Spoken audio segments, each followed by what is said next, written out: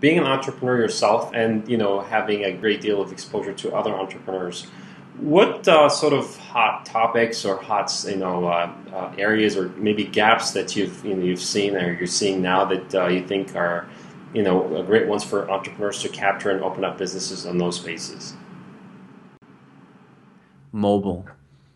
I feel like the guys who I interview who are in mobile in any way, just because they're in mobile, they find that all these big companies need mobile apps and are willing to pay for them.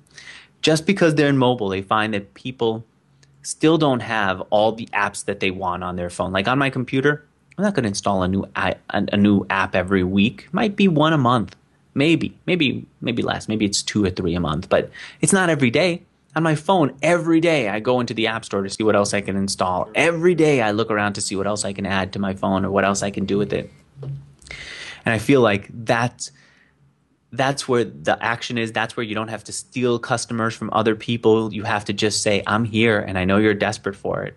And it feels like there's always something. And I've asked, by the way, I've asked the people who I've interviewed who are in the mobile space, did you do so well because you just picked the mobile space? And they to a man, they say, yes, this is it. It's because we're in a space that's hot right now. We're in a space where companies are desperate to find someone to do their mobile apps for them. Any certain verticals in the mobile space?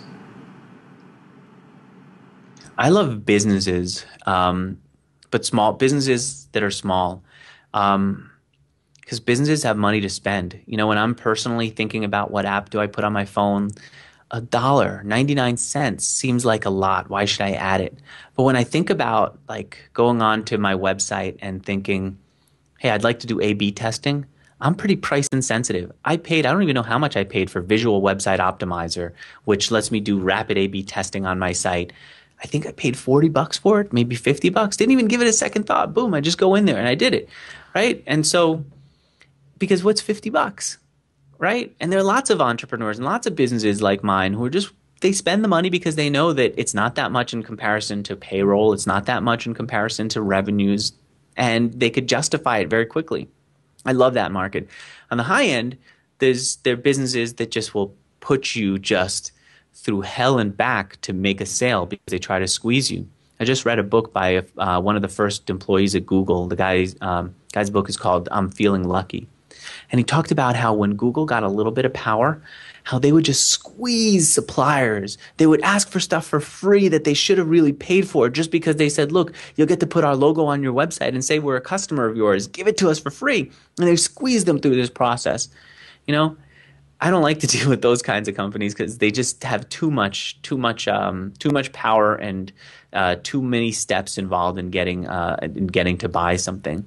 But in the middle, there are businesses that are roughly my size. What is it? 37 Signals calls them the Fortune 5 million. They can justify spending money, and there are a lot of them out there, and they make decisions pretty quickly.